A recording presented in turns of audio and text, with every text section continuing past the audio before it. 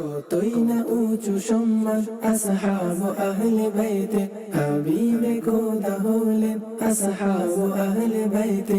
নবীর সকল সাহাবী জান্নতি জান্নতি, নবীর সকল সাহাবী জান্নতি জান্নতি। আলহামদুলিল্লাহি রাব্বিল আলামিন ওয়াসসালাতু ওয়াসসালামু আলা সাইয়্যিদিল মুরসালিন আম্মা বা'দু ফাআউযু বিল্লাহি মিনাশ শাইতানির রাজিম বিসমিল্লাহির রহমানির রহিম আসসালাতু ওয়াসসালামু আলাইকা ইয়া রাসূলুল্লাহ ওয়া আলা আলিকা ওয়া আসহাবিকা ইয়া হাবিবাল্লাহ আসসালাতু ওয়াসসালামু আলাইকা ইয়া নবিয়াল্লাহ ওয়া আলা আলিকা ওয়া আসহাবিকা ইয়া নূরাল্লাহ। দর্শক দেখছেন অনুষ্ঠান ফয়জানের সাহাবা ও আহলে বাইত, যে যেখান থেকে আমাদের সাথে শরীক হয়েছে সবাইকে জানাচ্ছি আমাদের এই অনুষ্ঠানের পক্ষ থেকে অসংখ্য শুভেচ্ছা এবং অভিনন্দন। আসলে শুরুতেই দরুদে পাকের ফজিলত শুনে নেই। নবী দো জাহান রাসূল আকরাম সাল্লাল্লাহু আলাইহি ওয়াসাল্লাম ইরশাদ করেন, যে ব্যক্তি আমার উপর দৈনিক 50 বার দরুদ শরীফ পাঠ করবে, কাল কিয়ামতের দিন আমি তার সাথে মুসাফাহা করব। সাল্লু আলাল হাবিব সাল্লাল্লাহু তাআলা আলা মুহাম্মদ সাল্লাল্লাহু তাআলা আলাইহি ওয়া আলিহি ওয়াসাল্লাম সালাতাম ওয়া সালামান আলাইকা সাইয়্যিদি ইয়া রাসূলুল্লাহ। আসলে শুরুতে একটি কালাম আমরা শামিল করে এরপর ইনশাআল্লাহ আজকের বিষয়ের উপর আমরা আলোচনা করব। জি, সাল্লি আলা রাসূলিনা সাল্লি আলা মুহাম্মাদিন সাল্লি আলা হাবিবিনা সাল্লি আলা মুহাম্মাদিন।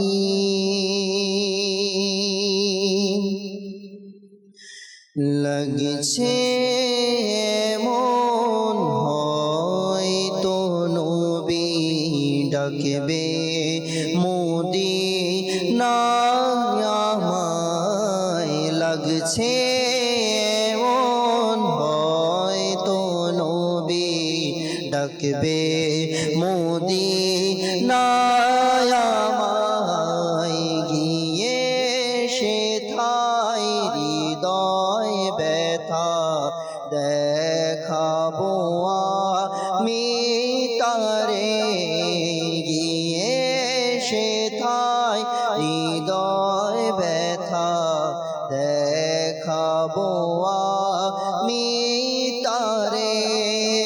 লাগছে এমন হয়তো নবী ডাকবে মদিনায় আমায়, লাগছে এমন হয়তো নবী ডাকবে মদিনায় আমায়, গিয়ে সেথায় হৃদয় ব্যথা দেখাবো আমি তারে, গিয়ে সেথায় হৃদয় ব্যথা দেখাবো আমি তারে।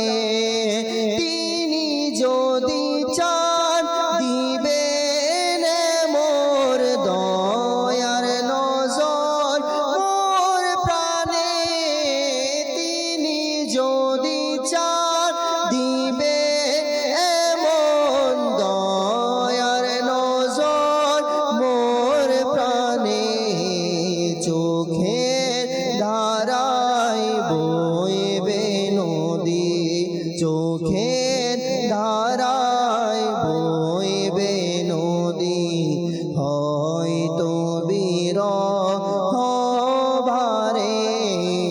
লাগছে এমন হয়তো নবী ডাকবে মদিনায় মোরে, গিয়ে সেথায় হৃদয় ব্যথা দেখাবো আমি তারে। প্রেমের অশ্রু নে তো চোখে মন যে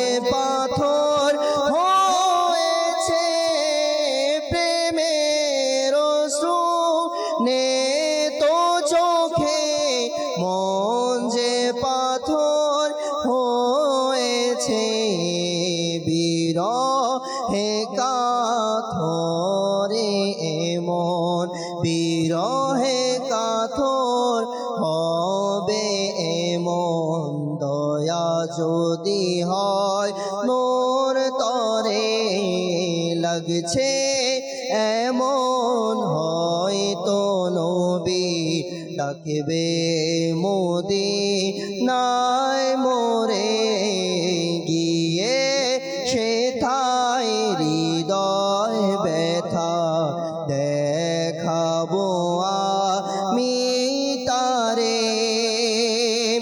মরণ যেন হয় গো আমার সবুজ গম্বুজের নিচে মরণ যেন হয় গো আমার সবুজ গম্বুজের নিচে ঘুরব কত দারে দারে শাহী সে দরে বার ছেড়ে ঘুরব কত দারে দারে শাহী সে দরে বার ছেড়ে এমন লাগছে হয়তো নবী ডাকবে মদিনায় মোরে গিয়ে সেথায় হৃদয়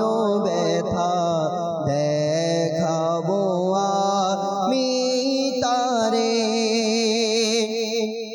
ভাগ্যে যদি থাকে যেমন সুবর্ণ সুযোগ আমার ভাগ্যে যদি থাকে এমন সুবর্ণ সুযোগ আমার ঘুমিয়ে যাব চিরতরে ঘুমিয়ে যাব চিরতরে প্রিয় নবীর দুয়ারে ঘুমিয়ে যাব চিরতরে ঘুমিয়ে যাব চিরতরে প্রিয় নবীর দুয়ারে লাগছে এমন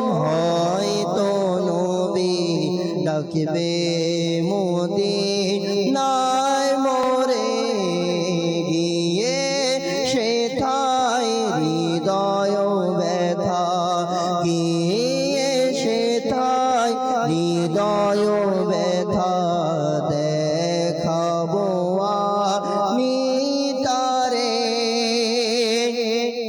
হাসরের মাঠে নিজেকে আমি রাখবো ধরে কেমনে হাসরের মাঠে নিজেকে আমি রাখবো ধরে কেমনে আত্মারে শো বলে যখন আত্মারে শো বলে যখন প্রিয় নবী ডাকিবে আত্মার এসো বলে যখন নবী আমাকে ডাকিবে লাগছে এমন হয়তো নবী লাগছে এমন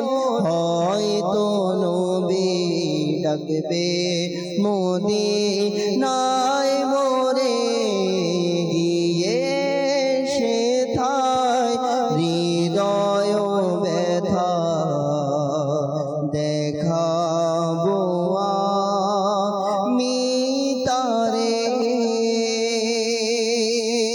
মাশাআল্লাহ, মারহাবা। দর্শক দেখছেন অনুষ্ঠান ফয়জানের সাহাবা ও আহলে বাইত। মাশাআল্লাহ, নাইম ভাই আছেন, শাহরুখ ভাই আছেন এবং নাতখা ইসলাম ভাইও আছেন। আজকে আমরা বিষয় রেখেছি কারবালা ও নামাজ। জি হ্যাঁ, কারবালা ওয়ালারা নামাজিও ছিল। কারবালার প্রান্তরে নামাজও হয়েছিল, যুদ্ধও হয়েছিল, ইসলামের জন্য আত্মত্যাগও ওনারা দিয়েছেন। কিন্তু ইসলামের বিধান, ইসলামের যেটি মৌলিক বিধান, নামাজকে তারা ছাড়েনি। ইনশাআল্লাহ সেই সুবাদে আমরা ওনাদের নামাজ এবং আমাদের নামাজের কি অবস্থা এবং আল্লাহ ওয়ালাদের নামাজের অবস্থা কেমন, নামাজের কি কি ফজিলত আছে এবং নামাজ না পড়ার কি শাস্তি আছে, ইনশাআল্লাহ আমরা মুবালিকা দাওয়াত ইসলামী থেকে শুনবো। নাইম ভাই আছেন। নাইম ভাই কেমন আছেন? আলহামদুলিল্লাহ আলা কুল্লি হাল। মাশাআল্লাহ। নাইম ভাই, কারবালার ঘটনা তো মাশাআল্লাহ এখানে অনুষ্ঠানে বয়ান হয়েছেই। কারবালার ওয়ালাদের যে নামাজ ছিল সে সম্পর্কে ইনশাআল্লাহ শুনবো এবং নামাজের ডিটেলসও ইনশাআল্লাহ আমরা শুনবো। আল্লাহ পাক রব্বুল আলমিনের দরবারে শুকরিয়া।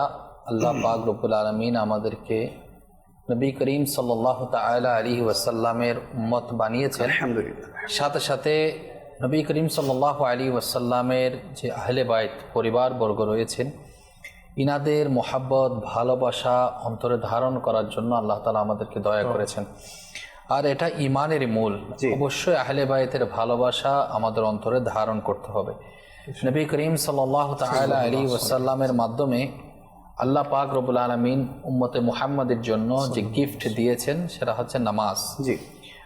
আর ইয়াজিদ এবং ইমাম হুসাইন রাদিয়াল্লাহু তাআলা আনহু, এই যে কারবালার প্রান্তে যে যুদ্ধ সংগঠিত হয়েছিল, মূলত ইমাম হুসাইন রাদিয়াল্লাহু তাআলা আনহু হকের মধ্যে ছিলেন। জি। হকের পক্ষে ছিলেন। কোনো না কোনোভাবে যদি কামিয়াব হয়ে যেত কে, ইয়াজিদ, যে ইমাম হুসাইন রাদিয়াল্লাহু তাআলা আনহুকে যদি বায়াত গ্রহণ করাতে পারতো তাহলে তার রাস্তা ক্লিয়ার হয়ে যেত। আর সে তো দুরাচার ছিল, পাপিষ্ঠ ছিল, হালালকে হারাম, হারামকে হালাল করে ইসলামের যে নবী করিম সাল্লাল্লাহু আলাইহি ওয়াসাল্লামের সুন্নতে মুবারাকা রয়েছে সেগুলোকে পরিবর্তন করে দিয়েছে। আর ওই জায়গার মধ্যে নবী করিম সাল্লাল্লাহু আলাইহি ওয়াসাল্লামের আওলাদ ইমাম হুসাইন রাদিয়াল্লাহু তাআলা আনহু সেটাকে সাপোর্ট দেয় নাই। প্রয়োজনে নিজের যে জানকে উৎসর্গ করে, পরিবার পরিজনকে উৎসর্গ করে সেটাই প্রমাণ করে দিয়েছেন যে দ্বীন ইসলাম হক এবং নবী করিম সাল্লাল্লাহু আলাইহি ওয়াসাল্লামের দেখানো পথকে কিন্তু পরিবর্তন করা যাবে না। এই যে কারবালার প্রান্তে যখন ইমাম হুসাইন রাদিয়াল্লাহু তাআলা আনহুর জন্য, এনার পরিবারের জন্য একটু যদি খেয়াল করি যে ফুরাত নদীর পানি বন্ধ করে দেওয়া হয়েছিল, সবাই পান করছে পানি, কিন্তু নবীর পরিবার পরিজন যে নবী করিম সাল্লাল্লাহু আলাইহি ওয়াসাল্লাম আমাদের জন্য আল্লাহ তাআলার পক্ষ থেকে কেমন নিয়ামত নিয়ে এসেছেন, নামাজ নিয়ে এসেছেন। কেন? এই নামাজ বেহেশতে যাওয়ার জন্য, জান্নাতে যাওয়ার চাবি। হাদিসে মুবারাকার মধ্যে আসছে, তো যে নবী করিম সাল্লাল্লাহু আলাইহি ওয়াসাল্লাম শ্রেষ্ঠ নবী এবং উম্মতে মুহাম্মাদী শ্রেষ্ঠত্ব লাভ করেছে নবী করিম সাল্লাল্লাহু আলাইহি ওয়াসাল্লামের মাধ্যমে, যে নবী করিম সাল্লাল্লাহু আলাইহি ওয়াসাল্লাম নিজের সুন্নাতকে আঁকড়িয়ে ধরার জন্য বলেছে, নিজের আহলে বাইতের ভালোবাসার জন্য বলেছে, যেখানে কোরআনে পাক নির্দেশ দিয়েছে, যে একটা ডিটেলস আমরা তো এতদিন যাবৎ শুনেই আসছি। এই জায়গাটুকুতে আমরা কত বড় নিয়ামত পেয়েছি। তাহলে নামাজ সেটা হচ্ছে দ্বীন ইসলামের একটা স্তম্ভ, সাথে সাথে আল্লাহ তাআলার দেওয়া নিয়ামত নবী করিম সাল্লাল্লাহু আলাইহি ওয়াসাল্লামের মাধ্যমে আমরা সেটা পেয়েছি। এটা অনেক বড় নিয়ামত। তাহলে এই কারবালা প্রান্তে হক এবং বাতিল, কে হক কে বাতিল সেটা প্রমাণ হয়েছে এবং ইমাম হুসাইন রাদিয়াল্লাহু তাআলা আনহুর শাহাদাতের মাধ্যমে দ্বীন ইসলামের পতাকা সমুন্নত হয়েছে। এখানে একটা বিষয় লক্ষণীয়, সেটা হচ্ছে যখন স্বাভাবিকভাবে যখন নিজের আপনজনদের মধ্যে কেউ হসপিটালে ভর্তি হয়ে যায়, আক্রান্ত হয়ে যায়, রোগ আক্রান্ত হয়ে যায়, তখন মানুষ ছটফট করতে থাকে, এদিক সেদিক ছোটাছুটি, ডক্টর সাহেবের চেম্বারে যাওয়া, হসপিটালের মধ্যে ভর্তি করানো। যদি কারো নিকট বিপদ চলে আসে, কেউ পেরেশানগ্রস্ত হয়ে পড়ে, কিংবা দেখা যায় এমনও হয়ে যায় যে কোনো ব্যক্তিবর্গ যদি এমন অবস্থার মধ্যে পতিত হলো যে তার কোনো আপনজন ইন্তেকাল হয়ে গেল, তাহলে এই কঠিন মুহূর্তে মানুষের নামাজের অবস্থাটা কেমন থাকে? আমরা স্বাভাবিকভাবে যখন দাওয়াতের মধ্যে যাই, একটা হচ্ছে খুশির মুহূর্ত আর একটা হচ্ছে কষ্ট দুঃখের অবস্থার মধ্যে। দেখা যায় অনেক মানুষ এমন যে নামাজ থেকে বিরত হয়ে যায়, কিন্তু কুরবান যায় শুহাদায়ে কারবালার উপর। আহলে বাইতের প্রতি আমাদের জান উৎসর্গ হোক। যে ইমাম হুসাইন রাদিয়াল্লাহু তাআলা আনহুর পরিবার পরিজন যেখানে তাঁবু টাকানো ছিল, এমন একটা স্থান যেখানে ইনার পরিবার পরিজন আহলে বাইতের জন্য পানি বন্ধ করে দেওয়া হয়েছে, তৃষ্ণার্ত অবস্থা, যেখানে শিশু আলী আসগর ইমাম হুসাইন রাদিয়াল্লাহু তাআলা আনহু শাহজাদা যে পানির অভাব, অর্থাৎ মায়ের দুধ পান করতে পারছে না, কঠিন পরিস্থিতি, তাহলে যেখানে শিশু চটপট চটপট করছে সেখানে মায়ের অবস্থা কেমন? যেখানে ইমাম হুসাইন রাদিয়াল্লাহু তাআলা আনহু চোখের সামনে নিজের বাগ্নে শহীদ হয়ে যাচ্ছে, ভাতিজা শহীদ হয়ে যাচ্ছে, নিজের সন্তান শহীদ হয়ে যাচ্ছে, তাহলে কেমন পরিস্থিতি? ওই আর মেয়েদের মন তো নরম থাকে, আহলে বাইতের মন তো নরম থাকে, তাহলে তাদের পরিস্থিতিটা কেমন? ওই কঠিন মুহূর্তের মধ্যে নিজের তাঁবুর মধ্যে নামাজ আদায় করা, জি, পরিস্থিতিটা কেমন? আল্লাহ তাআলার বিধানকৃত ফরজকৃত যে বিষয় আহকাম রয়েছে সেটাকে মজবুতভাবে আঁকড়িয়ে ধরা। কারণ জান্নাতে যাওয়ার জন্য তো সেটা তো একটা মাধ্যম, জান্নাতে যাওয়ার জন্য চাবি হচ্ছে নামাজ। আর হকের মধ্যে থেকে হকের পক্ষে যুদ্ধ করার এই অবস্থার মধ্যেও আল্লাহ তাআলার ফরজকৃত বিধানকে তারা ছাড়ে নাই, পর্দা ছাড়ে নাই, নামাজ ছাড়ে নাই।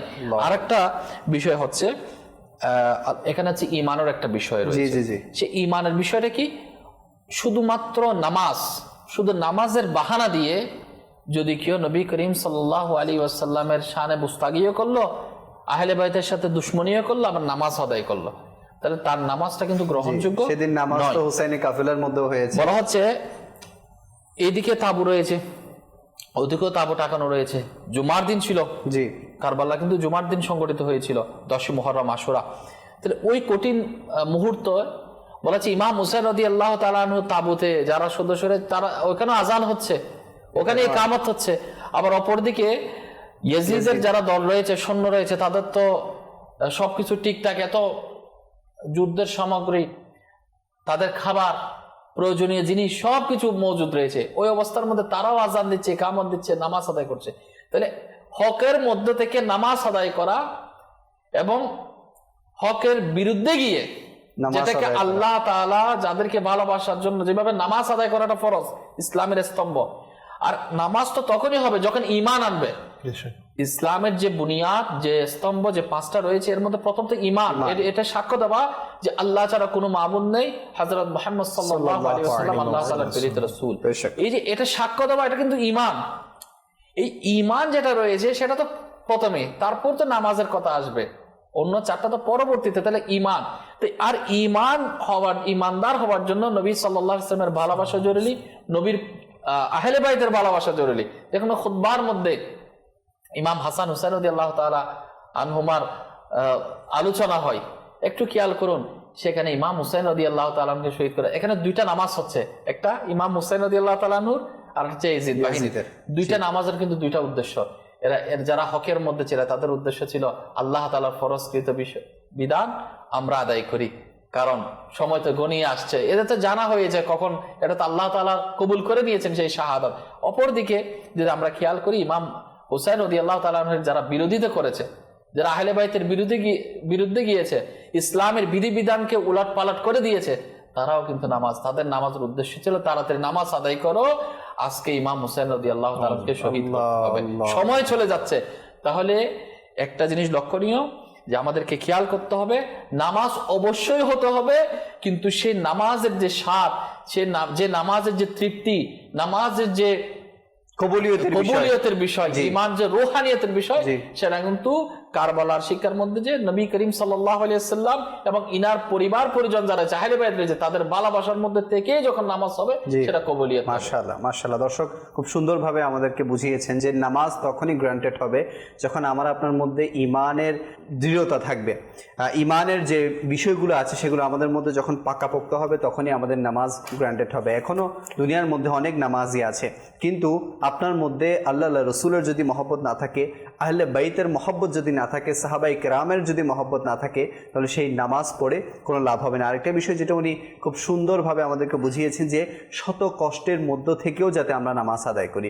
কেননা কারবালার প্রান্তরে আমরা যদি দেখি যে পরিবার শহীদ হচ্ছে, হ্যাঁ, ছোট ছোট শিশুদেরকে শহীদ করা হচ্ছে, নিজের ছেলে চোখের সামনে শহীদ হয়েছে, সেই অবস্থায়ও, এই করুণ পরিস্থিতির পরেও হুসাইনি কাফেলারা কিন্তু নামাজ ছাড়েননি, ওনারা নামাজকে অব্যাহত রেখেছেন, জারি রেখেছেন। তাই আমাদেরও উচিত, আমাদের তো এর তুলনায় আমাদের যে দুঃখ কষ্ট এগুলো তো কিছুই না, ওনাদের সামনে আমাদের এই দুঃখ কষ্ট কিছুই না, কিন্তু এরপরও আমরা নামাজ থেকে বিরত হয়ে যাই। জি হুজুর। সবর, জি, যেটাকে বাংলাতে ধৈর্য বলে, ধৈর্য আর নামাজ এটা কিন্তু সম্পর্ক আছে, আছে নামাজের সাথে ধৈর্যের সাথে অবশ্যই, এই কোরআনে পাকে আয়াতও আছে।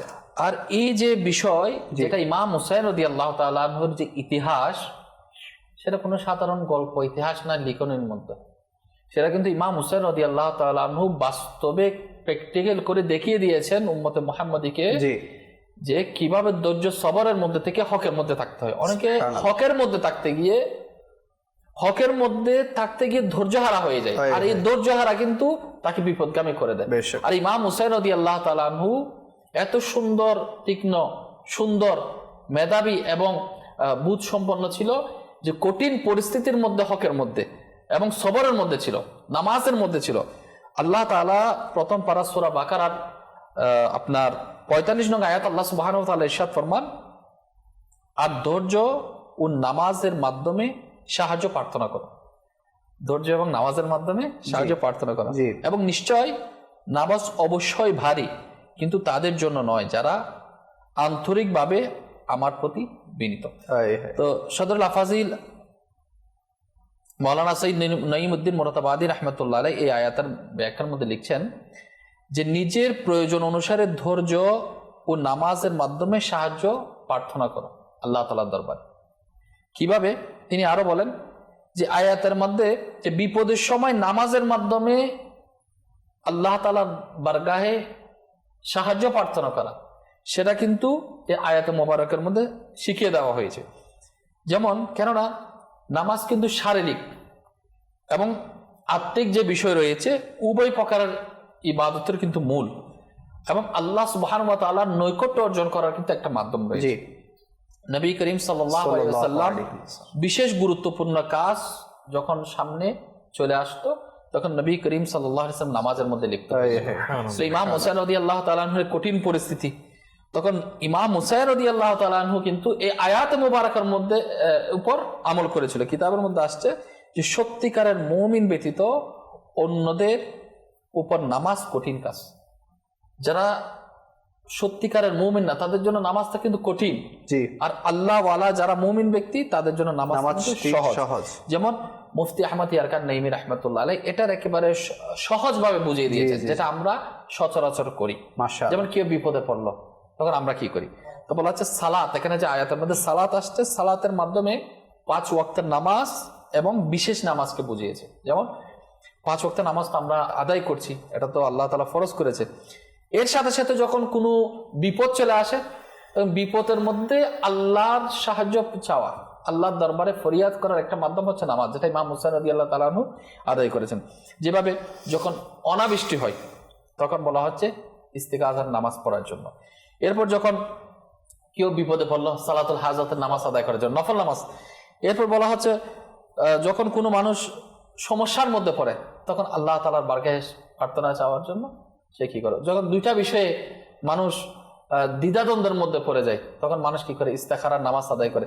তো এভাবে আল্লাহ সুবহানাহু ওয়া তাআলার দয়া পাওয়ার জন্য, বিপদের সময় সাহায্য পাওয়ার জন্য নামাজের কিন্তু হুকুম রয়েছে। এবং এটাও রয়েছে, তাফসিরে আজিজের লেখক এটা বর্ণনা করেন যে নবী করিম সাল্লাল্লাহু আলাইহি ওয়াসাল্লাম এর ঘর যখন খাবার শূন্য থাকতো, দুই জাহানের বাদশা যদি সবকিছু অর্ডার করে তো চলে আসতো, কিন্তু নবী করিম সাল্লাল্লাহু আলাইহি ওয়াসাল্লাম ক্ষুধা মুবারক সহ্য করেছেন, তখন কিছু আহার করতেন না, তখন নবী করিম সাল্লাল্লাহু আলাইহি ওয়াসাল্লাম মসজিদে তাশরিফ নিয়ে নামাজের মধ্যে মশগুল হয়ে যেতেন। এবং যখন নবী করিম সাল্লাল্লাহু আলাইহি ওয়াসাল্লাম যেখানে এই শিক্ষা দিয়েছেন, ইমাম হুসাইন রাদিয়াল্লাহু তাআলা আনহু এবং ইনার পরিবার পরিজন ওই কারবালার প্রান্তে, এক তো খাবার নাই, পানিও পান করার অবস্থা নাই, আর খাবারও বাদ দিলাম, পানিও বাদ দিলাম, চোখের সামনে এই সুন্দর প্রাণগুলো, তাজা তাজা প্রাণগুলো চলে যাচ্ছে, শহীদ হয়ে যাচ্ছে, তাহলে এমনিতে বেহুশ হয়ে যাচ্ছে না, হুঁশহারা হয়ে যাচ্ছে না। আল্লাহ সুবহানাহু ওয়া তাআলার দয়া মেহেরবানিতে একেবারে সবকিছু বাহল রেখে সুন্দর মস্তিষ্ক নিয়ে সামনে মোকাবেলা করার যে শক্তি, সেটা কিভাবে অর্জন করেছে? নামাজের মাধ্যমে আল্লাহ তাআলা। আসলে যেখানে জানতো যে পরের দিন দিনের বেলায়, সকাল বেলায় শহীদ হতে হবে, সেখানে ইমাম হুসাইন রাদিয়াল্লাহু তাআলা আনহু রাতেই সঙ্গীদেরকে এটা ঘোষণা দিলেন যে আসুন আজকে আমরা রাতে পুরো রাত ব্যাপী ইবাদত করি। তো ওনারা এই যুদ্ধের মতো স্থানে জানতেন যে শহীদ হবেন। হ্যাঁ, একটা হচ্ছে জানা আর একটা হচ্ছে না জানা। আমরা তো জানি না আমাদের পরিণতি কি হবে। আমরা এখন ভালো অবস্থায় আছি, আগামী 5 মিনিট পর, 1 ঘন্টা পর, 2 ঘন্টা পর কি হবে এটা আমরা কেউ জানি না। কিন্তু ওনারা জানতেন যে কারবালার প্রান্তরে আমাদেরকে শহীদ হতেই হবে, কিন্তু এরপরও আল্লাহ তাআলার ইবাদতকে ছাড়েননি, আল্লাহ তাআলার যে হুকুম আহকাম এটা কি ছাড়েননি। আর মুমিন বান্দা তারাই, আল্লাহ ওয়ালা তারাই যারা ইবাদতের মধ্যে মশগুল থেকে আল্লাহ পাকের নৈকট্য হাসিল করার চেষ্টা করে। এজন্য আমাদের উচিত যে কোনো অবস্থায় থাকি না কেন নামাজ আমাদেরকে পড়তে হবে। জি শাহরুখ ভাই। আলহামদুলিল্লাহ রাব্বিল আলামিন ওয়াসসালাতু ওয়াসসালামু আলা সাইয়্যিদিল মুরসালিন বিসমিল্লাহির রহমানির রহিম। জি, আসলে দর্শক শ্রোতা এবং এই লিয়াকত ভাই, আলহামদুলিল্লাহ আজকে ওই ফয়জানে সাহাবা আলে বাইতের অনুষ্ঠানে শেষ পর্বে আলহামদুলিল্লাহ আমরা উপস্থিত হতে পেরেছি। শুকরিয়া জ্ঞাপন করছি আল্লাহ তাআলার দরবারে। তো আসলে আজকের যে বিষয়টি খুবই গুরুত্বপূর্ণ একটি বিষয়, কারবালা এবং নামাজ। দেখুন, ইমাম হোসেন রাদিয়াল্লাহু তাআলা আনহু সম্পর্কে আমার নবী করিম সাল্লাল্লাহু তাআলা আলাইহি ওয়াসাল্লাম একটি হাদিস মুবারাকা তিরমিজি শরীফে ইরশাদ করেছেন যে হোসেন আমার থেকে, আমি হোসেন থেকে। তো যে আমার হোসেনকে ভালোবাসবে আল্লাহ তাআলা তাকে ভালোবাসবে। তো লিয়াকত ভাই, এখানে বিষয় হলো দেখুন, ওই এজিদ সে নামাজও আদায় করেছে, সে আল্লাহ তাআলার ইবাদত বান্দিগি করতো, শুধু নামাজ নয়, সেই ইবাদত বান্দিগি করতো আল্লাহ তাআলার। কিন্তু যে আকিদা, যে ভালোবাসা তার মধ্যে থাকা দরকার সেটি ছিল না। তার অন্তর মোহর মেরে দিয়েছিল আল্লাহ তাআলা। কারণ সে তো জাহান্নামী, সে জাহান্নামের অতল গহ্বরে পড়ে যাবে এবং সেখানেই জ্বলতে থাকবে, তার অবস্থা তো এমনই হবে। এটা তো আগে থেকেই সিদ্ধান্ত হয়েছিল, যার কারণে তার অবস্থা পরিবর্তন হয়নি। সে এত ইবাদত করা সত্ত্বেও আল্লাহ তাআলা তাকে এমনভাবে মোহর মেরেছেন যে সেই নামাজ তাকে সে মন্দ কাজ থেকেও বিরত রাখতে পারেনি, যেটি সবচেয়ে গর্হিত একটি কাজ, ইমাম হোসেন রাদিয়াল্লাহু তাআলা আনহুকে শহীদ করে দেওয়া, নাউযুবিল্লাহ। তো দেখুন দর্শক শ্রোতা, একজন ইসলামী ভাই এভাবে বর্ণনা করছেন যে সে বিএ ক্লাসে পড়তো, বিএ ক্লাসে সে ইংরেজি বিভাগ পড়তো, ওখানে বিভিন্ন ধরনের উপন্যাস বেশিরভাগ সময় পড়ানো হতো। তো উপন্যাস একবার এই শিক্ষক এসে সেই উপন্যাসের বিষয়ে লেকচার শুরু করলো। তো শিক্ষক যে উপন্যাস থেকে লেকচারটা দিচ্ছিল, তো ওই লেখক সম্পর্কে, মানে বইটি যে লিখেছিল সে লেখক সম্পর্কে বলছিল যে ইনি হচ্ছে অমুক অমুক, ইনি যুদ্ধ এরকম ইংরেজি বিপ্লবের মধ্যে অংশগ্রহণ করেছেন, এরকম করেছেন, ইনার অগ্রগতির পিছনে কি কারণ ছিল, এভাবে ইনি নিজ ভাষায় বর্ণনা করছেন যে এই ব্যক্তি যে অগ্রগতি হয়েছে, তার উন্নতি হয়েছে, এর পিছনে মূলত কারণ ছিল সে নিজের উপর আত্মবিশ্বাস ছিল এবং সে কখনোই অন্যের উপর কি হতো না, নির্ভর হতো না, সবসময় আত্মবিশ্বাস ছিল, নিজেই সবকিছু করে নিত এবং তার মধ্যে ধৈর্য এবং সহিংসতা যেটা, সেটা ছাড়া কখনো কোনো ব্যক্তি সফল হতে পারে না। ওই ব্যক্তির মধ্যে যেটা ছিল, যার কারণে এই বিপ্লবে অংশগ্রহণ করে তারা সফলতা লাভ করতে পেরেছিল। তো যে ইসলামী ভাইটি এই লেকচারটি শুনছিল, সাথে সাথে ইনার মনে পড়ে গেল সেই কারবালার কথা। সেই কারবালা ইমাম হোসেন রাদিয়াল্লাহু তাআলা আনহু এবং আহলে বাইতের পরিবার বর্গগণ যে ধৈর্য এবং সহিংসতার পরিচয় দিয়েছেন, যে ধৈর্য পৃথিবীর জমিনের মধ্যে আম্বিয়া ইকরাম আলাইহিমুস সালাতু ওয়াস সালাম সবচেয়ে অধিক ধৈর্যশীল ছিলেন। তারপর যদি আমরা দেখি সাবরে জামিলের মধ্যে ইমাম হোসেন রাদিয়াল্লাহু তাআলা আনহু এবং আহলে বাইতের পরিবারবর্গ যে সাবরের ধৈর্যের যেটা পরীক্ষা দিচ্ছেন, মাআযাল্লাহ আমরা অনেকে আল্লাহ তাআলার দরবারে কমপ্লেন করে দিই যে আমার এমন কেন হয়ে গেল, এমন কেন হয়ে গেল। তো আমার আপনার চেয়ে তো অধিক পরিমাণ কঠিন বিপদ এসেছিল ইমাম হোসেন রাদিয়াল্লাহু তাআলা আনহু এবং আহলে বাইতের পরিবারবর্গের উপর, যারা জানতোই যে কি ইনারা ওখানে শহীদ হবেন এবং কিছুক্ষণ পরেই ইনাদের ইন্তেকাল হয়ে যায় এবং শত শত তীর বর্ষার আঘাত ইনাদের উপর এসেছিল, তারপরেও কিন্তু কি করেনি, পিছু হাঁটেননি। ওই আকিদায়ে মুস্তাফা সাল্লাল্লাহু তাআলা আলাইহি সাল্লামের মধ্যে অনড় ছিল। দেখুন নাইম ভাই যেটি বলেছেন যে একদিকে এজিদ বাহিনী নামাজ 22,000 সৈন্য নিয়ে পড়ছিল, অন্যদিকে ইমাম হোসেন রাদিয়াল্লাহু তাআলা আনহু কাফেলা 82 জন নিয়ে নামাজ আদায় করেছিল, কিন্তু তাদের মধ্যে তফাৎ কি? ওখানে হচ্ছে আকীদায়ে মুস্তাফা সাল্লাল্লাহু তাআলা আলাইহি সাল্লাম। যে দর্শক শ্রোতা, আমি আপনিও নামাজ আদায় করি, কিন্তু আমার আপনার আকীদা কোনটা? আমি যদি আমার নামাজকে আকীদায়ে মুস্তাফা সাল্লাল্লাহু তাআলা আলাইহি সাল্লাম যেভাবে আমাদের ইমাম আবু হানিফা রাহমাতুল্লাহি তাআলা আলাইহি যেভাবে শিখিয়ে দিয়েছেন, যদি আমরা ওই আকীদার মধ্যে না থেকে অন্য আকীদা মতো এজিদ বাহিনীর মতো যদি অনুসরণ করে নামাজ আদায় করি, তাহলে ওই নামাজ আমার আপনার জন্য কোনো কাজে আসবে না। এবং এই নামাজের মাধ্যমে যেটা ধৈর্য, আল্লাহ তাআলা সহনশীলতা বান্দাকে প্রদান করে থাকেন, কারণ আল্লাহ তাআলা নামাজের বিনিময়ে বান্দাকে পুরস্কার প্রদান করেন। এই পুরস্কার কিন্তু পাওয়া সম্ভব নয়। তো সত্যিকার মেসেজ যেটা আমাদেরকে এই কারবালা থেকে যেটা শিক্ষা দেয়, আসলে ইমাম হোসেন রাদিয়াল্লাহু তাআলা আনহু যে ধৈর্যের অসীম পরীক্ষা দিয়েছেন, ইনার সহনশীলতা বলুন, ইনার নামাজ আদায়ের ওপর যে পরীক্ষা দিয়েছেন, তা অসম্ভব অকল্পনীয়। অর্থাৎ মূল শিক্ষা যেটা, সেটা তারা অর্জন করেনি। তো এটা তো ইমাম হোসেন রাদিয়াল্লাহু তাআলা আনহু শিক্ষা দেয় নাই। ইমাম হোসেন রাদিয়াল্লাহু তাআলা আনহু শহীদ হওয়ার আগ মুহূর্ত পর্যন্ত যখন সিজদা দিতে যাচ্ছিল, ইমাম হোসেন রাদিয়াল্লাহু তাআলা আনহু এই মুহূর্তটা থেকে কি শিক্ষা দিচ্ছে আমাদেরকে? আমার নবী পাক সাল্লাল্লাহু আলাইহি ওয়াসাল্লাম আমাদেরকে কি শিক্ষা দিচ্ছে? যে আমার যতই কিছু করি না কেন, যতই অন্য ইবাদত করি না কেন, যদি আল্লাহ তাআলা দেওয়া ফরজকৃত এই নামাজ আদায় না করি, তাহলে আমার অন্য কোনো ইবাদতই কি হবে না, কাজে আসবে না। কেন? আল্লাহ তাআলা কাল কিয়ামতের ময়দানে যে 5টি প্রশ্ন আমাকে করবেন, আমি আপনি এক কদমও নড়তে পারবো না ওই 5টি প্রশ্নের জবাব দেওয়া ছাড়া। তার মধ্যে সর্বপ্রথম হলো নামাজের ব্যাপারে। আমি আপনি কি নামাজ আল্লাহ তাআলা আমার উপর ফরজ করে দিয়েছেন? একজন বালেগ মুসলমান যুবক ভাই, তার 13 বছর বয়স থেকে তার নামাজ ফরজ হয়ে যায় তার উপর কমবেশ। তো এই ব্যক্তি যদি আমি এই ফরজকৃত নামাজ সঠিকভাবে আদায় করেছি কিনা এটার ব্যাপারে যদি প্রশ্ন করে, আর আমি যদি নামাজ আদায়রত না হয়ে থাকি, তাহলে আমার আপনার অবস্থা কি হবে? আমি যতই কিছু আমার ইমাম হোসেন রাদিয়াল্লাহু তাআলা আনহুর জন্য ফাতিহা সালাতের ব্যবস্থা করি না কেন, যতই আমার মুখ দিয়ে বলি না কেন যে আমি ভালোবাসি এবং আমার নবীজির জন্য আমার জান প্রাণ কোরবান, কিন্তু কাজের মধ্যে তো নেই। আমার ইমাম হোসেন রাদিয়াল্লাহু তাআলা আনহু এবং আহলে বাইতের পরিবারবর্গজন, ওনারা তো প্র্যাকটিক্যাল আমাদেরকে দেখিয়েছেন। ইংরেজি শিক্ষকের কথা বলছিলাম, যিনি লেকচার দিচ্ছেন, উনি একটা গল্প উপস্থাপন করেছেন যাতে ছাত্ররা ওখান থেকে আপনার মোটিভেট হতে পারে, তারা সাফল্যের দিকে অগ্রগামী হতে পারে, তারা উৎসাহ পায়, সেজন্য উনি গল্প আকারে সেটা উপস্থাপন করেছেন।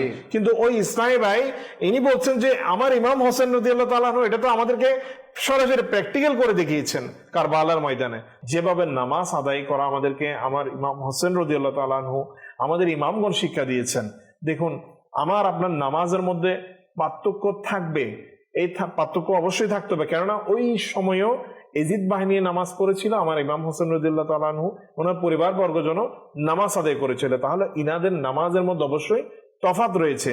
আমরা যদি সব নামাজকে এক করে ফেলে, মাশাআল্লাহ, এখন লিয়াকত ভাই বিভিন্ন ইউটিউবের মধ্যে চ্যানেলের মধ্যে আমরা শুনি যে নামাজের মধ্যে কোনো পার্থক্য নেই, পুরুষ মহিলা নামাজের মধ্যে কোনো পার্থক্য নেই। এখানেই আমার আকীদার কথা চলে আসবে, যে এখানে আমাদের আকীদার কথা চলে আসবে। আমাদের আকীদায়ে মুস্তাফা সাল্লাল্লাহু আলাইহি ওয়াসাল্লামের মধ্যে পুরুষকে কিভাবে নামাজ আদায় করার নির্দেশ দিয়েছেন, মহিলাদেরকে কিভাবে নামাজ আদায় করার সুন্দরভাবে বর্ণনা করে দেওয়া হয়েছে। এগুলো সব ফিকহি কিতাবের মধ্যে সব অবশ্যই লেখা আছে, এবং আমাদের ইমামগণ আমাদের জন্য সহজ করে দিয়েছে যে আমাদেরকে কিভাবে নামাজ আদায় করতে হবে। মূল বিষয় হচ্ছে নামাজ আদায় করা। এক শ্রেণীতে এমনও আছে যে দিনী মাহফিলকে তো পছন্দ করে কিন্তু নামাজ পড়তে চায় না। তারা হুজুর দেখলে অনেক শ্রদ্ধা করে কিন্তু নামাজ পড়তে চায় না। ইমাম হুসাইন রাদিয়াল্লাহু তাআলা আনহুর মাস এসেছে, কারবালার মাস এসেছে, ফাতিহা খানিতে প্রত্যেক ঘরে হয়েছে, কিন্তু নামাজ আমরা কয়জনে আদায় করি? তো এবারে প্রত্যেকটি ইভেন্ট আসে, ইসলামিক ইভেন্ট আসে, কিন্তু নামাজ আমাদের কাছ থেকে ছুটে যায়, নামাজ আমরা পড়ি না। তো আমাদের মূল মেসেজ হচ্ছে আমরা মুসলমান হিসেবে দুনিয়াতে এসেছি, মুসলমান হিসেবে আল্লাহ পাক যাতে আমাদেরকে দুনিয়া থেকে নিয়ে যায় এটাই আমরা আশা রাখি, এটাই আমাদের চাওয়া পাওয়া। কিন্তু এই যে ডিউরেশন আমরা দুনিয়াতে আছি, এই ডিউরেশনের মধ্যে আল্লাহ পাকের যে হুকুম আহকাম আমার উপর বর্তায়, সেটা যাতে আমরা যথাযথ আদায় করি। আল্লাহ পাক আমাদের বুঝার তৌফিক দান করুক। ইনশাআল্লাহ আরো ডিসকাশন চলবে। আপনারা আছেন, আমাদের সাথে কল করেছেন অনেকে, কল অনুষ্ঠানে শামিল করবো। জি, আমি একটু নাচ শুনতে চাই, নাচটির নাম মাদানী মাদিনা ওয়ালে। আচ্ছা, ইনশাআল্লাহ শোনানোর চেষ্টা করবো, আমাদের সাথেই থাকুন। Next call. আমার নাম মোহাম্মদ জাহাঙ্গীর, নারায়ণগঞ্জ বন্দর থেকে। আপনাদের মাদানী চ্যানেলটি অনেক ভালো লাগে, সব সময় দেখি, আমাদের পরিবারের সবাই দেখি। আমার জন্য, আমাদের পরিবারের জন্য দোয়া করবেন ইনশাআল্লাহ ইনশাআল্লাহ। জি, নেক্সট কল। আমি নারায়ণগঞ্জ থেকে, আমার নাম মোহাম্মদ সাইফুল ইসলাম। আমি একটা নাতের আসল শুনতে চেয়েছিলাম, প্রিয় মদিনা দৌড়ে যাবো কেমন করে। মাশাআল্লাহ, ইনশাআল্লাহ শোনানোর চেষ্টা করব, আমাদের সাথে থাকুন। Next call. মোহাম্মদ রুবেল, চিটাং থেকে বলতেছিলাম। আমি সবসময় মাদানী চ্যানেল দেখি এবং মাদানী চ্যানেলের আমার খুব প্রিয় ফেভারিট হয়ে গেছে। মাশাআল্লাহ। জি, নেক্সট কল। আমার নাম মোহাম্মদ মুশারফ হোসেন, আমি গাইবান্ধা থেকে বলছি। আমি মাদানী চ্যানেলের একজন নিয়মিত শ্রোতা, সবসময় বক্তব্য আমি শুনেছি, মাশাআল্লাহ, খুব ভালো লাগছে। জি মাশাআল্লাহ, আল্লাহ পাক বরকত দিক। মাদানী চ্যানেল এমন চ্যানেল, যারা মাদানী চ্যানেল দেখেন এমন অনেক আছেন দর্শকের মধ্যে যারা মাদানী চ্যানেল দেখে দেখে নামাজি হয়েছেন। মাশাআল্লাহ। তো মাদানী চ্যানেলও আমাদেরকে নামাজি বানানোর সহায়ক হিসেবে কাজ করে, আলহামদুলিল্লাহ। এবং মাদানী চ্যানেল এমন এমন ট্রান্সমিশন নিয়ে আসে যেগুলো দেখলে আলহামদুলিল্লাহ আল্লাহ পাকের বড়ই দয়া, যে নামাজ যারা ফ্যামিলি থেকেও যাদেরকে তাগাদা দেয়া হতো না, মাদানী চ্যানেল দেখে দেখে তারা নামাজ পড়ার উৎসাহ পেয়েছে, আপনার আগ্রহ পেয়েছে। আল্লাহ পাক আমাদের সবাইকে বুঝার তৌফিক দান করুক। আমাদের সাথে আছেন আমাদের মাশাআল্লাহ শাহাদাত ভাই, কিছু কালাম নিব, এরপর ইনশাআল্লাহ আবারও আলোচনা দিকে যাব। তুমি কাছে ডেকে নৌনা মদনী মদিনে ওয়ালে, প্রেমের সুধা পান করাও না মদনী মদিনে ওয়ালে, সাল্লাল্লাহু আলাইহি ওয়াসাল্লাম, সাল্লাল্লাহু আলাইহি ওয়াসাল্লাম, সাল্লাল্লাহু আলাইহি ওয়াসাল্লাম, সাল্লাল্লাহু আলাইহি ওয়াসাল্লাম, সাল্লাল্লাহু আলাইহি ওয়াসাল্লাম। প্রিয় মদিনা দূরে যাব কেমন করে, তয়বা বহু দূরে আকা, তয়বা বহু দূর। আল্লাহুম্মা সাল্লি আলা সাইয়্যিদিনা মুহাম্মাদিন, আল্লাহুম্মা সাল্লি আলা সাইয়্যিদিনা মুহাম্মাদিন। অশ্রু ঝরে যায় শুকিয়ে, কেঁদে কেঁদে নিরালায়, পেতে একবার দেখা গিয়ে তোমার সোনার মদিনায়, তয়বা বহু দূরে আকা, তয়বা বহু দূরে, তয়বা বহু দূরে আকা, তয়বা বহু দূর। আল্লাহুম্মা সাল্লি আলা সাইয়্যিদিনা মুহাম্মাদিন, আল্লাহুম্মা সাল্লি আলা সাইয়্যিদিনা মুহাম্মাদিন। মরণ কালে ধোঁকা দিতে আসবে যখন শয়তান, বিদার দিয়ে তুমি আমার বাঁচায়ো গো ঈমান, তুমি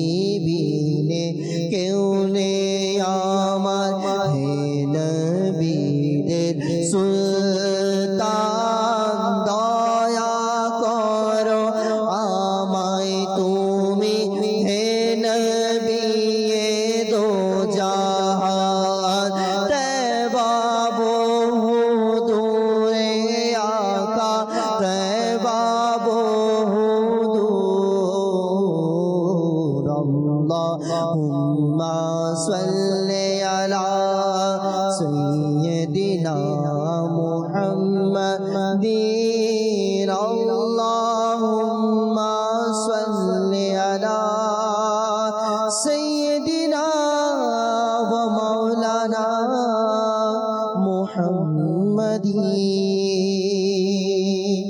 মাশাআল্লাহ, মারহাবা। দর্শক দেখছেন অনুষ্ঠান ফয়জানে সাহাবা ও আহলে বাইত। বিষয় নেওয়া হয়েছে কারবালা আর নামাজ। নামাজ নিয়ে আলোচনা হচ্ছিল, অনেকটুকু আলোচনা হয়েছে। নাইম ভাই, নামাজ আমাদের উপর ফরজ। রমজান মাস আসলে আমরা রোজা প্রায় সবাই রাখি, যারা অন্যান্য মাসে নামাজ পড়ি না তারাও কিন্তু রাখি। কিন্তু রমজান অতিবাহিত হয়ে গেলে বাকি দিনগুলো আমরা নামাজ ব্যতীতই কাটিয়ে দেয়। কেন? মানুষের মধ্যে রমাদানুল মুবারক যখন আসে তখন একটা আল্লাহ তাআলার ইবাদতের প্রতি একটা আলাদাভাবে মোহাব্বত, ভালোবাসা বৃদ্ধি পায় এবং সে চায় আল্লাহ রাজি হোক এবং আল্লাহকে রাজি করার জন্য রোজা রেখেছে, মসজিদে গমন করে আল্লাহকে রাজি করার জন্য নামাজ আদায় করার খেয়াল করে। যখন অন্য সময় চলে যায় তখন সে সেটাকে তেমন গুরুত্বের সাথে নেয় না, যেমনটা রমাদানুল মুবারকে নিয়ে থাকে। তো ওইসব ব্যক্তিদের জন্য একটা জিনিস এটাই মাথায় রাখতে হবে, যখন তাদের সামনে নামাজের ফজিলত তারা অধ্যয়ন করবে কিংবা শুনবে বা গুরুত্বটা যখন তাদের অন্তরের মধ্যে গেঁথে যাবে, তখন তারা কিন্তু নামাজের দিকে ধাবিত হবে যে আল্লাহকে তো পেতে হবে, আল্লাহকে রাজি করতে হবে, আল্লাহ রাজি সন্তুষ্টির মধ্যে যেতে হবে। তাহলে আল্লাহ তাআলা কোন কাজের মধ্যে, কোন ইবাদতের মধ্যে আল্লাহ সবচেয়ে বেশি পছন্দ করে সেই কাজটা সে তালাশ করবে। আর যখন সে তালাশ করবে তখন সে ইজিলি পার পেয়ে যাবে। তো নামাজের কিছু ফজিলত কিতাবের মধ্যে আসছে। আমি মাদিনী চ্যানেলের দর্শক শ্রোতা, আমি আপনাদের সম্মুখে সেটা তুলে ধরার চেষ্টা করবো এই জন্যই যাতে আমরা নামাজের মধ্যে নিজেকে জড়িয়ে নিতে পারি। নামাজ আমাদের ইবাদতের অংশ, এটাকে আমরা যাতে একটু মজবুতভাবে ধরে রাখতে পারি। তাম্বিউল গাফিলিন কিতাবের মধ্যে আসছে নামাজ এটা এমন বিষয় যে আল্লাহ পাকের সন্তুষ্টি লাভের মাধ্যম হলো নামাজ। এরপর নাসাই শরীফের মধ্যে আসছে নবী করিম সাল্লাল্লাহু আলাইহি ওয়াসাল্লাম ইরশাদ ফরমান, নবী করিম সাল্লাল্লাহু আলাইহি ওয়াসাল্লামের চোখের শীতলতা হচ্ছে নামাজ। যে আম্বিয়া কিরাম আলাইহিস সালাম এর সুন্নাত হলো নামাজ। এরপর অনেকে চায় যে আমি অন্ধকার কবর যাতে আমারটা না হয়, আমার কবর যাতে একটু আলোকিত হয়। নামাজ অন্ধকার কবরের আলো স্বরূপ, বাতি স্বরূপ। আচ্ছা, আরো আসছে যে নামাজ কবরের আযাব থেকে রক্ষা করে। আরো আসছে নামাজ কিয়ামতের দিনের যে রোদ সেটা থেকে কি করবে, বাঁচাবে, ছায়া প্রদান করবে। আচ্ছা, এরপর আসছে নামাজ পুলসিরাতের সহজতা। যারা চায় যে আমি সহজভাবে পুলসিরাত পারাও, তারা যাতে নামাজের মধ্যে চলে আসে। মুসলিম শরীফের মধ্যে আসছে নামাজ হলো নূর। মুসনাদে ইমাম আহমদের মধ্যে আসছে নামাজ বেহেশতের চাবি। এরপর আরো আসছে যে নামাজ জাহান্নামের আযাব থেকে মুক্তি প্রদান করছে। এরপর আসছে যারা নামাজ আদায় করে তাদের উপর আল্লাহ পাকের রহমত অবতীর্ণ হবে। এরপর আরো আসছে যে আল্লাহ পাক কিয়ামতের দিনে নামাজের প্রতি, যারা নামাজি রয়েছে তাদের প্রতি সন্তুষ্ট হবে। আল্লাহ। আরো আসছে নামাজ দ্বীনের স্তম্ভ, এটা শুআবুল ঈমানের মধ্যে আসছে। আমরা স্বাভাবিকভাবে জানি 5টা স্তম্ভের মধ্যে নামাজ একটা রয়েছে। নামাজের মাধ্যমে আল্লাহ পাক এমন দয়া করেন, কেমন দয়া, যে গুনাহ ক্ষমা হয়ে থাকে। আল্লাহ। এরপর তাম্বিউল গাফিলিনের মধ্যে আসছে যে নামাজ দোয়া কবুলের মাধ্যম। যেমন আমরা ফরজ নামাজ আদায় করি, ফরজ নামাজ আদায় করার পর বলা হচ্ছে আল্লাহ তাআলার দরবারে চাওয়া, আল্লাহ তাআলার দরবারে ফরিয়াদ করা। কারণ ওই নামাজের যে ওয়াক্ত রয়েছে এগুলো এমন এমন সময় আল্লাহ তাআলা সেট আপ করে দিয়েছে যাতে আমরা ওই সময়গুলো কিন্তু কবুলিয়তের মুহূর্ত, যাতে নামাজের পর আমরা হাত তুলে আল্লাহ দরবারে দোয়া করি। এরপর আরো আসছে যে নামাজ রোগ বালাই এগুলো থেকে বাঁচিয়ে রাখে। নামাজ আদায় করার মাধ্যমে কিন্তু শরীরের প্রশান্তি অর্জিত হয়। এরপর নামাজ আদায় করার মাধ্যমে রোজগারের মধ্যে বরকত হয়। নামাজ অশ্লীল ও মন্দ কার্যদি থেকে বাঁচিয়ে রাখে এবং নামাজ এটা এমন জিনিস যেটা শয়তানের অপছন্দনীয়। নামাজ আদায় করলে শয়তান অপছন্দ করে, হ্যাঁ অপছন্দ করে।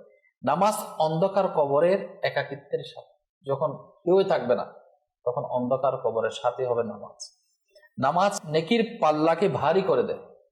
এরপর বলা হচ্ছে নামাজ মুমিনের জন্য মিরাজ শুরু। চাই যে আল্লাহ পাকের দিদার করব, আল্লাহ তাআলার সাথে কথোপকথন করব, আল্লাহর দিদার করব। তো মুসা আলাইহিস সালাম জালওয়া পেয়েছেন তুর পাহাড়ে, নবী করিম সাল্লাল্লাহু আলাইহি সাল্লাম নবী সাল্লাল্লাহু আলাইহি সাল্লাম আল্লাহ পাকের দিদার করেছেন সচক্ষে। আমাদের জন্য মিরাজ কি? এটা হচ্ছে নামাজ।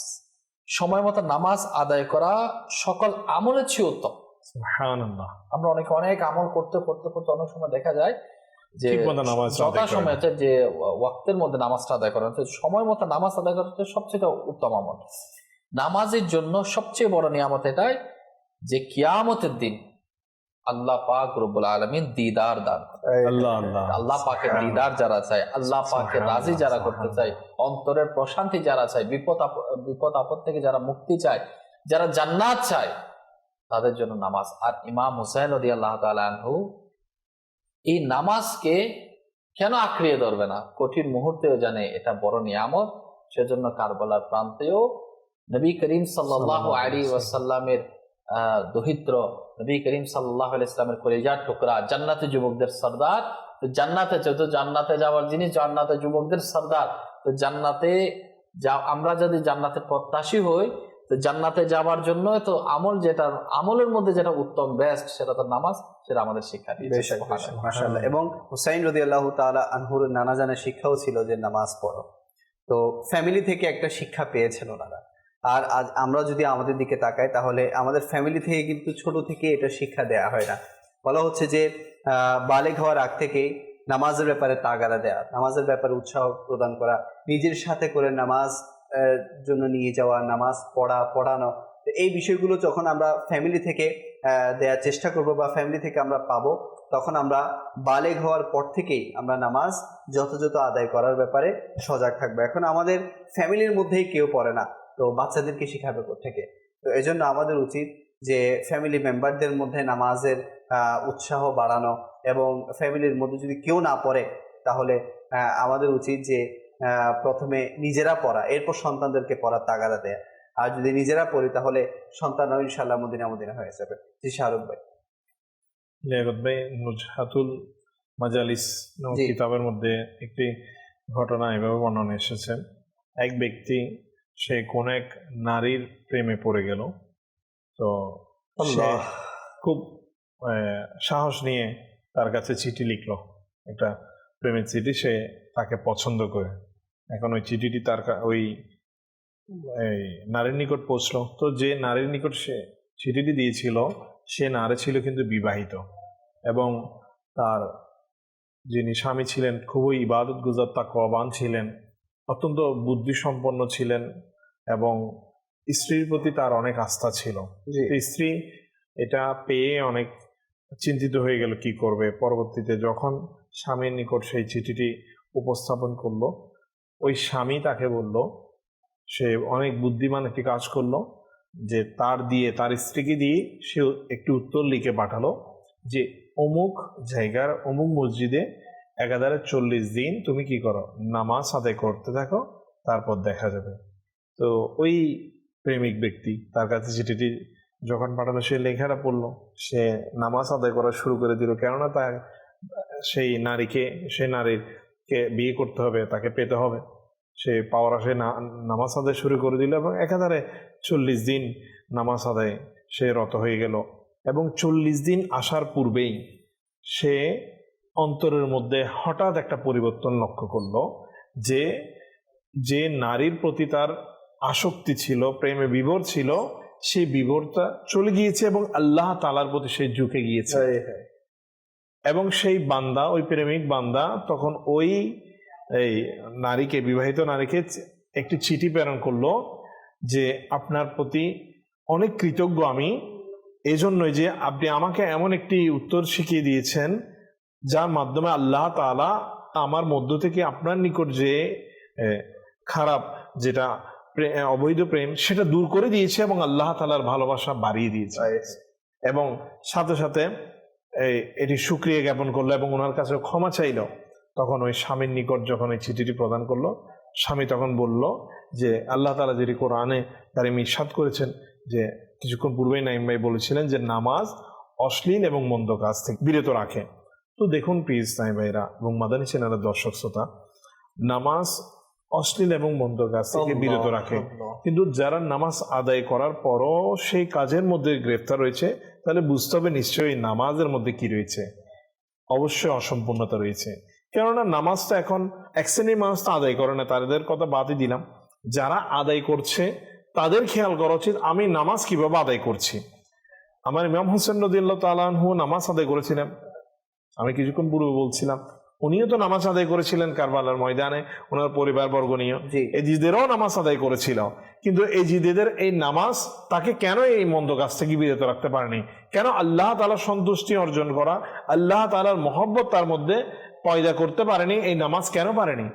কেননা ওই নামাজের মাধ্যমে তার মধ্যে সেটা যে পরিবর্তন হবে, এটা আল্লাহ তাআলা একদিকে মোহর মেরে দিয়েছেন, এবং তার ওই নামাজের মধ্যে কি ছিল? অবশ্যই আমার প্রিয় নবী সাল্লাল্লাহু আলাইহি সাল্লাম যেটি আমার নবী সাল্লাল্লাহু আলাইহি সাল্লাম শিখিয়ে দিয়ে গিয়েছিলেন, ওই ইয়াজিদ চেয়েছিল সেটা বিকৃত করে দিয়ে, সেই সুন্নতকে বিলুপ্ত করে দিয়ে নিজস্ব পদ্ধতিতে সবকিছু বাস্তবায়ন করা। ঠিক একইভাবে নামাজকে সে বিকৃত করে কি করেছিল?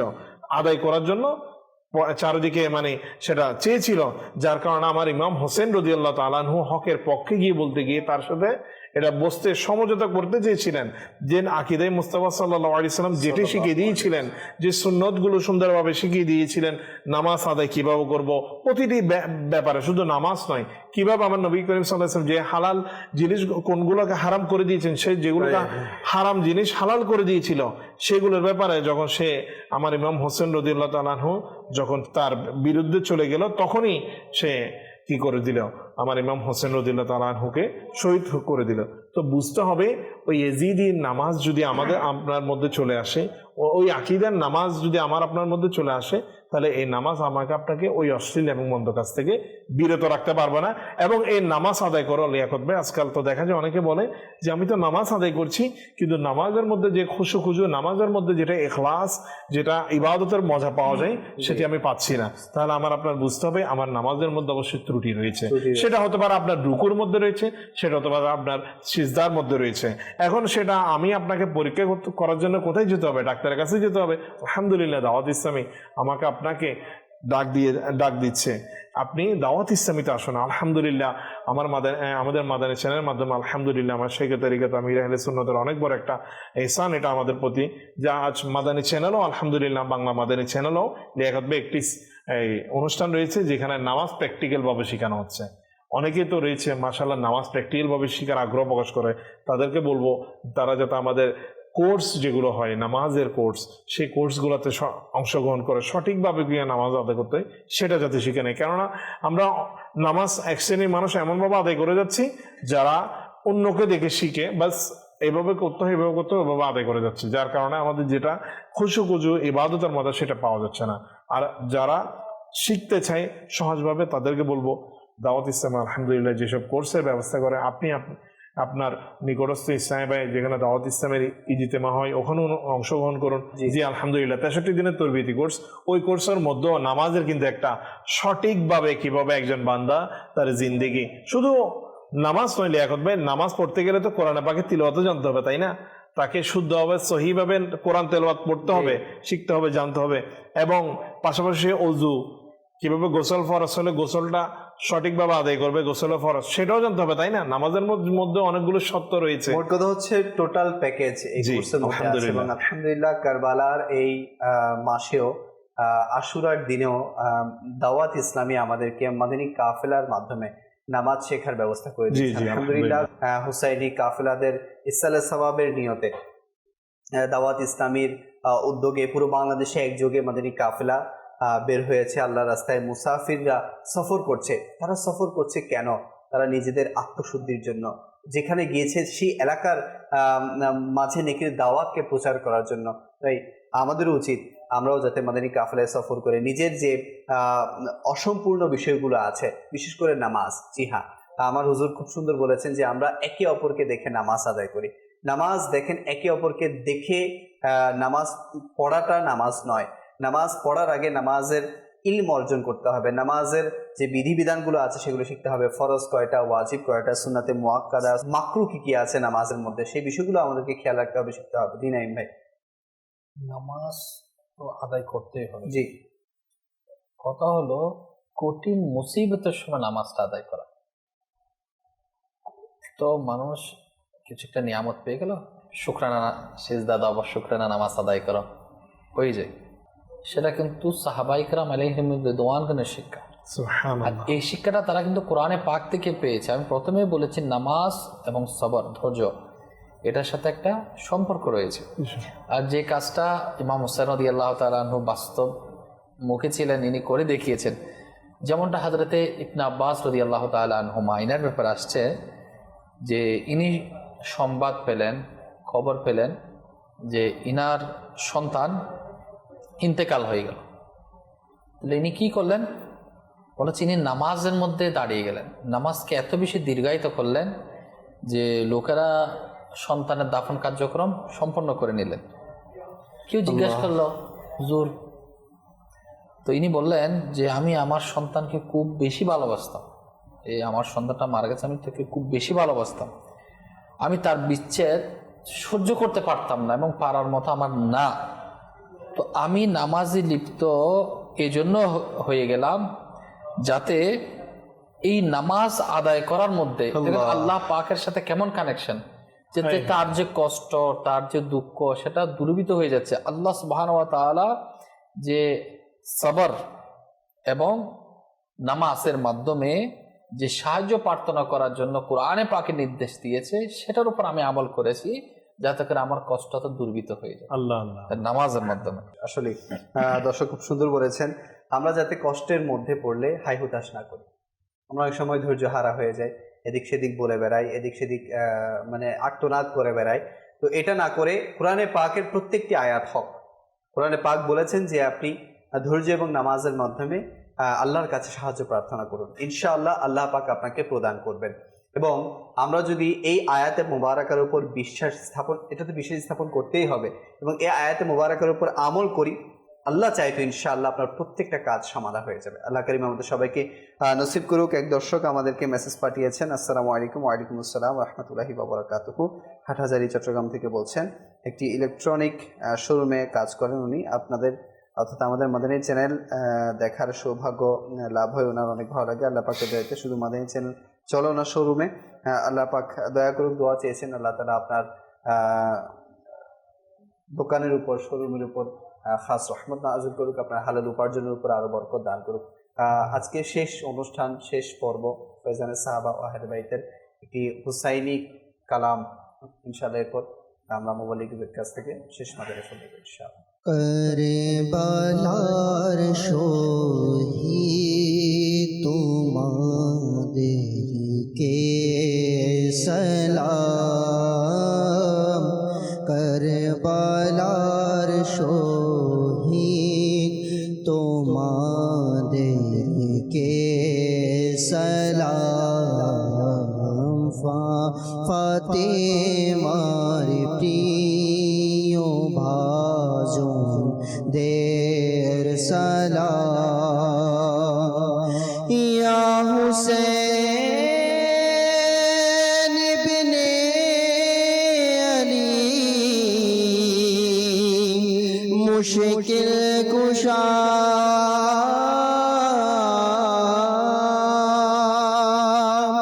ইয়া হুসেন ইবনে আলী মুশকিল কুশা,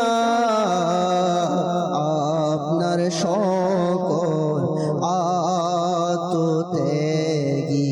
আততেগীদের সালাম, করবালার শহীদ তোমাদেরকে সালাম, আকবর ও আসগরের তরে কুরবান প্রাণ,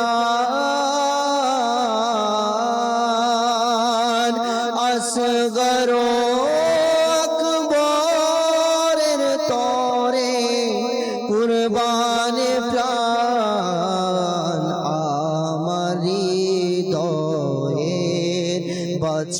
তোমাদেরকে সালাম কারবালার শহীদ তোমাদেরকে সালাম কারবালার প্রান্তরে যারা দিল প্রাণ কারবালার প্রান্তে যারা দিল যে প্রাণ সে সকল ঈমানদারদেরকে সালাম কারবালার শহীদ তোমাদেরকে সালাম মা ফাতেমার প্রিয় বাজনদের সালাম। আল্লাহ মাশাআল্লাহ। আল্লাহ পাক আমাদের সবাইকে ইমামে হুসাইন রাদিয়াল্লাহু তাআলা আনহু সহ কারবালার ময়দানে যারা শহীদ হয়েছেন, কারবালার যুদ্ধে যারা অংশগ্রহণ করেছেন, ওনাদেরকে মহব্বত করার, ওনাদের শিক্ষা আমাদের অন্তরে ধারণ করার সেই তৌফিক দান করুক। অনুষ্ঠানের শেষের দিকে চলে এসেছি। শাহরুখ ভাই, কারবালা ও নামাজ। ভাই, আমার একটি মেসেজ আসলে কারবালার এবং নামাজ আজকের অনুষ্ঠানে বিষয় থেকে, সেটি হলো, দেখুন লিয়াকত ভাই, যেটি কারবালা থেকেই শিক্ষা আসলে আসে। আমরা নামাজ আদায় করি এবং আমাদের আশেপাশে যারা আছে ওনারাও অনেকে নামাজ আদায় করে। জি। এবং তো দেখুন, একটা মেসেজ হচ্ছে আপনার, যখন এই কঠিন অবস্থায় ইমাম হোসেন রাদিয়াল্লাহু তাআলা আনহু যে নামাজ আদায় করে, যে আমাদেরকে শিক্ষা দিয়েছেন যে আমরা যেন আমাদের প্রতিটি অবস্থায়, প্রতিটি কঠিন, সেটা যতই কঠিন হোক না কেন, যে কোনো অবস্থাতে একে তো নামাজ এটাকে ছাড়বো না। দ্বিতীয়ত, যে শয়তানের অনুসরণ নাউজুবিল্লাহ ইয়াজিদ বাহিনী, ইয়াজিদ সহ যেটি কায়েম করতে চেয়েছিল, যে আমার নবী সাল্লাল্লাহু আলাইহি ওয়াসাল্লামের সুন্নত বিরোধী কার্যক্রমগুলো, হারামকে হালাল করে দেওয়া, হালালকে হারাম করে দেওয়া, যে বিষয়গুলো সে কার্য বাস্তবায়ন করার জন্য চেষ্টা করেছিল, যেটি থেকে ইমাম হোসেন রাদিয়াল্লাহু তাআলা আনহু এক পাও পিছু হাঁটেননি। তো নাউজুবিল্লাহ, আমাদের অনেক ভাই এমন রয়েছে যারা আপনার দুনিয়াবী স্বার্থের জন্য দ্বীন ইসলামকেও কিন্তু কি করে, পিছনে ফেলে দেয়। নাউজুবিল্লাহ। আমার নবী করিম সাল্লাল্লাহু আলাইহি ওয়াসাল্লামের এই সুন্নতের অনেক সুন্নত রয়েছে, তার মধ্যে দাড়ি রাখা এক মুষ্টি, দাড়ি রাখা এটা কিন্তু ওয়াজিব, এক মুষ্টি দাড়ি রাখা, এমনি দাড়ি রাখা হচ্ছে আমার নবী করিম সাল্লাল্লাহু আলাইহি ওয়াসাল্লাম সুন্নতে মুবারাকা। ঠিক আছে, তো এই দাড়ি পর্যন্ত অনেক বান্দা এমন রয়েছে যারা দুনিয়ার মধ্যে কোনো চাকরি বা কোনো কিছু পাওয়ার জন্য সেটা ফেলে দেয়, কম্প্রোমাইজ করে ফেলে। আমরা যাতে আমাদের দ্বীন ইসলামকে দুনিয়াবি কোনো কিছু পাওয়ার জন্য কম্প্রোমাইজের মধ্যে না যায়, যেটা ইমাম হোসেন রাদিয়াল্লাহু তাআলা আনহু কারবালা থেকে শিক্ষা। জি, উনি চাইলে তো পারতেন কম্প্রোমাইজ করে নিতে পারতেন, নিজের জানকে বাঁচিয়ে ফেলতে পারতেন, কিন্তু উনি সেটি করেননি। বরং নানা জানের উম্মতদের কথা চিন্তা করে, উম্মতদের কথা মাথায় রেখে উনি সেদিন নিজের জানকে কোরবান করেছেন। জি নাইম ভাই, অনেকের প্রশ্ন আসতে পারে যে নামাজ আসলে পড়বে কে আদায় করবে, কার উপর নামাজটা আবশ্যক, বা নামাজ ছেড়ে দেওয়ার কখন হুকুম আসে। অনেকের জানা নাই। বলা হচ্ছে ইসলামের যে স্তম্ভের মধ্যে ঈমানের পর পরবর্তী স্টেপ হচ্ছে নামাজ পড়তে হবে, সেকেন্ড রুকন। তো প্রত্যেক সজ্ঞান যাদের আকল রয়েছে, প্রাপ্তবয়স্ক মুসলমান নরনারীর উপর নামাজ আদায় করাটা কিন্তু ফরজ আইন। আচ্ছা, দুই অবস্থার মধ্যে নামাজটা অনুমতি, অর্থাৎ ছেড়ে গেলে সেটার কি আছে, হুকুম আছে। হুকুমটা আছে, এই দুইটা জায়গা ব্যতীত নামাজ ছাড়ার কোনো অনুমতি নেই এবং ক্ষমাও নেই। এই দুইটা কি, যারা পাগল হয়ে গেল বা অজ্ঞান অবস্থায়। তো অজ্ঞানটা কতটুকু সময়, এত দীর্ঘায়িত হলো যে 6 ওয়াক্ত নামাজের সময় অতিবাহিত হলো। আচ্ছা, 6 ওয়াক্ত নামাজ অতিবাহিত হয়ে গেল। যদি এবার কিন্তু তার জ্ঞান ফিরে আসলো এমন অবস্থায়, তাহলে ওই যে নামাজ সে আদায় করতে পারেনি সেটা ক্ষমা হয়ে যাবে, তার জন্য কাজা আদায় করতে হবে না। অর্থাৎ যদি 6 ওয়াক্ত পার হয়ে যায়, 6 ওয়াক্ত পার হয়ে যায়, এমন না 1 ঘন্টা বেহুশ ছিল সে উঠে গেল। আচ্ছা, তার মানে 6 ওয়াক্ত 4 আওয়ার্সের চেয়ে তো বেশি। হ্যাঁ, 6 ওয়াক্ত, যেমন যখন থেকে সে তার অবস্থা শুরু হয়ে যাচ্ছে সেখান থেকে 6 ওয়াক্ত হিসাব করবে। এভাবে যদি সে পাগল হয়ে যায় তাহলে সে সময়কালীন সেটা কি হয়ে যাবে, তার মাফ হয়ে যাবে, সেটা কাজা আদায় করতে হবে না। আর যে ইসলামের মধ্যে যে নির্দিষ্ট সময় রয়েছে, যে টাইম রয়েছে, যে টাইমের মধ্যে বিধান রয়েছে, শরীয়ত হুকুম রয়েছে, ওই সময়ের মধ্যে নামাজ তাদের জন্য ছাড় রয়েছে, ক্ষমা আছে। জি। এছাড়া আর প্রত্যেক যারা রয়েছে সজ্ঞান প্রাপ্তবয়স্ক নরনারী প্রত্যেককে নামাজটা আদায় করতে হবে, ফরজ আইন। আর আমি তো অনুরোধ এটাই করব, যারা আমরা ঘরের বাসিন্দা রয়েছে, কর্তা রয়েছি, আমরা নিজেও যাতে নামাজের প্রতি খেয়াল রাখি, নামাজ আদায় করি, যত সময়ের সাথে সাথে আমাদের পরিবার পরিজন যারা রয়েছে তাদেরকে আমরা একটু সজাগ করি। অনেক সময় দেখা যায় নিজের কর্মব্যস্ততার কারণে অনেকে নামাজ ছেড়ে দিচ্ছে, অনেকে খেলাধুলার মধ্যে ছেড়ে দিচ্ছে, অনেক সময় শরীর টায়ার্ড ক্লান্ত থাকার কারণে নামাজে উঠতে পারছে না। তো যে নামাজ আদায় করবে তার উচিত যাতে করে নিজের ঘরের বাসিন্দা তার প্রতি খেয়াল রাখা, যে আমি নামাজ পড়তে উঠলাম, যে আমার পরিবারের সদস্যদেরকে আমি জাগাই দিই, আমি নিজে নামাজ আদায় করছি। জি, তো এখন খেলার সময়, তাহলে আমি খেলাধুলা থেকে বিরত হয়ে নামাজটা আদায় করতে হবে। খেলাধুলার দিয়ে আমি সময় অতিবাহিত করা যাবে না। আমার এখন কাস্টমার বেশি, আমি নামাজটা আদায় করলাম না, এমন না। যে পরিস্থিতি হোক না কেন, যে ওয়াক্ত রয়েছে ওয়াক্তের মধ্যে নামাজটা আমাদেরকে যথাযথভাবে আদায় করতে হবে। নামাজ তো আদায় করে মানুষ, কিন্তু এই যে বিভিন্ন ওয়ের কারণে বিভিন্ন সমস্যা জর্জরিত হয়ে বিভিন্ন কাজের সাথে জড়িত হওয়ার কারণে সে নামাজটা যথাসময় আদায় করতে পারছে না। সেক্ষেত্রে অপর মুসলমান ভাই কিংবা ঘরের সদস্য তাকে সজাগ করে দিতে হবে, তাকে অ্যালার্ট করে দিতে হবে, নামাজের প্রতি খেয়াল করে দিতে হবে। অনেক সময় দেখা যায় 4 জন বসে আছি, গল্প গুজব করতে করতে করতে অনেক সময় অতিবাহিত হয়েছে, তো এই 4 জনের মধ্যে তো একজন বলতে পারে যে আসুন আমরা নামাজটা আদায় করি। এই যে আহ্বান করা, নেকির দাওয়াত, এটা কিন্তু জরুরি। এই একটা আওয়াজের মাধ্যমে কিন্তু সবাই সজাগ হয়ে দেখা যাচ্ছে সবাই নামাজে চলে। বেশ, মাশাআল্লাহ মাশাআল্লাহ। আজকের অনুষ্ঠান আমরা সাজিয়েছি নামাজ নিয়ে। নামাজ আমাদেরকে পড়তে হবে, যে কোনো ওয়েতে আমাদেরকে নামাজ পড়তে হবে। এখানে কোনো ফাঁক ফোকর দেওয়া যাবে না, কোনো ছাড় দেওয়া যাবে না। যে ছাড়ের কথা বলেছেন আমার হুজুর, এগুলো ব্যতীত অন্য কোনো অবস্থাতে আমাদের ছাড় দেওয়া যাবে না। যদি আমি মুসাফির থাকি সেক্ষেত্রেও দেখুন ইসলাম কত সহজ। মুসাফির থাকলেও আপনার জন্য নামাজ ইজি করে দিয়েছি, কিন্তু ছাড়ের কোনো ব্যবস্থা নাই। তো নামাজ পড়ি, নামাজ আমরা না ছাড়ি, নামাজ যথাযথ আদায় করি, সময় মতো আমরা নামাজ আদায় করি। অনেকে তো নামাজই আছি আমরা, কিন্তু দুর্ভাগ্যবশত আমরা নামাজের ওয়াক্ত যাওয়ার পর সেগুলো একসাথে কাজা করে পড়ি, অনেক সময় কাজা হয়ে যায় আমাদের। তো এই বিষয়ে আমরা লক্ষ্য রাখি, নামাজ শিখি, এরপর নামাজ পড়ি। নামাজ শেখার জন্য দাওয়াত ইসলামী আপনাদেরকে ব্যবস্থা করে দিয়েছে বিভিন্ন কোর্সেসের মাধ্যমে। আচ্ছা, যারা ইসলামী বোন আছেন তারা কি করবেন? তারাও আমাদের ইসলামী বোনদের কিছু কোর্স হয়ে থাকে, সেখানে আপনারা নামাজগুলো শিখে এরপর নামাজ আদায় করতে পারবেন। আমাদের কিছু কিতাব আছে ইসলামী ভাইদের জন্য, নামাজের আহকাম, এবং ইসলামী বোনদের জন্য ইসলামী বোনদের নামাজ, এই সম্পর্কিত কিতাব আছে। আপনারা সেটা অধ্যয়ন করে নামাজ শিখতে পারবেন। আজকে এতটুকুই। আমাদের এই পুরো ট্রান্সমিশনের আজকেই শেষ দিন ছিল। সুস্থ থাকবেন, ভালো থাকবেন, মাদানী চ্যানেল দেখতে থাকবেন। সাল্লু আলাল হাবিব সাল্লাল্লাহু আলাইহি ওয়াসাল্লাম। কতই না উঁচু সম্মান আসহাবু আহলে বাইতে, হাবিবে খোদা হলেন আসহাবু আহলে বাইতে। নবীর সকল সাহাবী জান্নাতি জান্নাতি, নবীর সকল সাহাবী জান্নাতি জান্নাতি।